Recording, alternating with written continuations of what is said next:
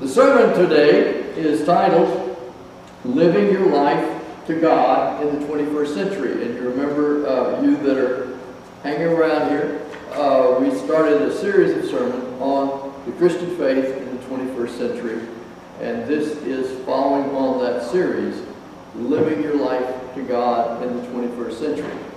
And this sprung out of our Methodist program now called Rethink Church.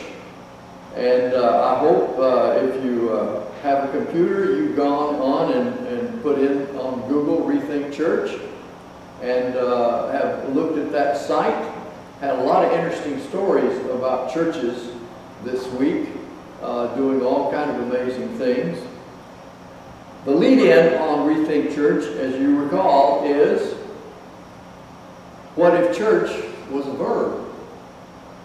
And the other part is, what if you think of church as something you do rather than a place? And you remember, for this 4 years, we're about doing. And we have 4 things that we're doing. One is, we're out in malaria in Africa. And our Church Life Committee is going to come before you next month to make a real drive to get some funds from us to go to Imagine No Malaria campaign. Now this is a companion part of our efforts with the nets for malaria. We've gotten nets. Now we need to have the ability to go in villages with medical personnel who can test people to see if they have malaria. And if they do, to give them meds that we have now that combat malaria. So this is Imagine No Malaria, and they'll be talking to you about that. This is one of our main drives this next 4 years, is to eradicate malaria in Africa. And for those of us that are old, you remember, and I do, because I had malaria 3 times when I was a kid, everybody in South Louisiana used to have malaria. It was just as common as a cold. And we took steps and we got rid of it, and very few people today are ever reported having malaria in South Louisiana. And we believe we could do that in Africa. 3,000 children a day die from malaria. Wouldn't that be something to stop that? Second thing is that we are out to reduce poverty. Poverty has exploded in the last 30 years on this planet. And we're out to look at the sources of it and to combat poverty. Third thing is we're going to seek new young leadership. And we've already got programs in place now that are looking for new young people to come to seminary, new young people who go out in mission, new young people to populate our local congregations. And the last thing is new places. We want to set up new places where people have moved to. There are many new places that we need to be in ministry. And so we're going to put a push on that. Living faithfully in the 21st century, by the way, is the theme of today's meeting with the women this afternoon.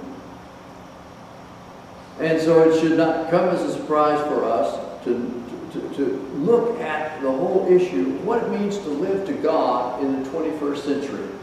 Now I know some people say, well, it's the same thing it meant in the 20th, 19th, But as you recall, there have been a lot of changes. A lot of changes going on in our world. In fact, if you were tuned in this week, you found out that our universe just got bigger by 8 planets. They found 8 planets they didn't even know existed before, and they think there are lots more out there if they get a better telescope, better ways of searching. So if we understand God as all in all, that is St. Augustine's, the great theologian's definition of God was the great TWI, that which is, then our God has gotten a lot bigger this past week. What does it mean to live to God in the 21st century? Now, you know, we've always had the pat answers. When I was a kid coming up, you know, live to God, we talked about Albert Schweitzer, and, you know, he was a fabulous musician in Europe and a great doctor, and he decided to go to Africa, and he set up hospitals and did tremendous things. And so when preachers would preach to us about living to God, they would mention Albert Schweitzer. Later, you know, we'd talk about Mother Teresa. But did you know it is possible to live to God where you are, doing what you do? There are lots of Schweitzers. There are lots of Mother Teresas if we stop and look around. Living to God is a possibility where we are and who we are right now. Now, we do live in a little bit different flavor of a world. There was a time, you know, when the world was kind of dissected, and this religion and that religion said they were number one. We got it all. If you're not part of us, you know, you're lost. You're off the stage. Nowadays, we can pick up books and read about all that. And the great Abrahamic religions, Judaism, Christianity, and Islam, all had their pieces where, you know, it was sort of like the University of Texas saying, we're number one. We're it. And if you're not part of it, then you're not part of it.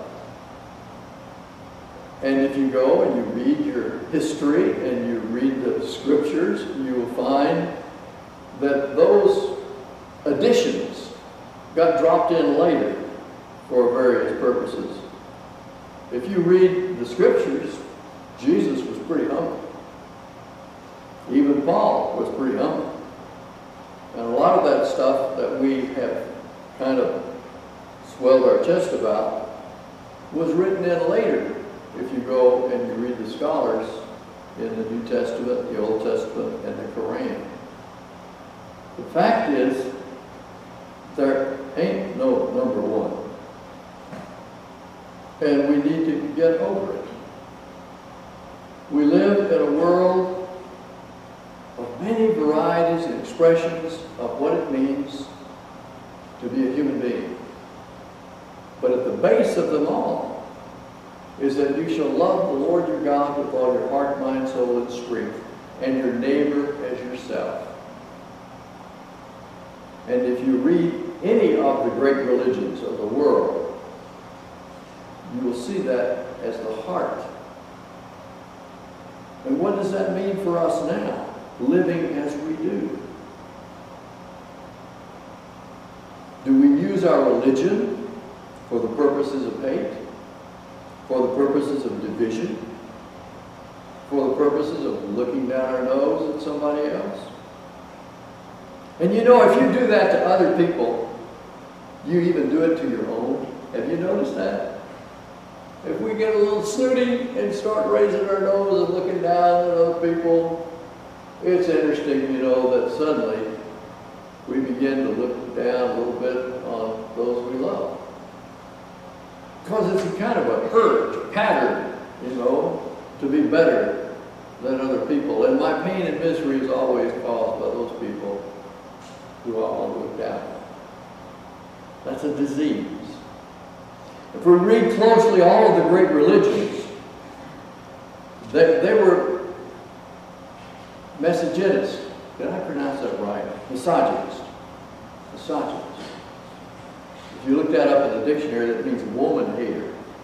That's the way they define it. All the great religions of our day came out of patriarchal societies, and they devalued women.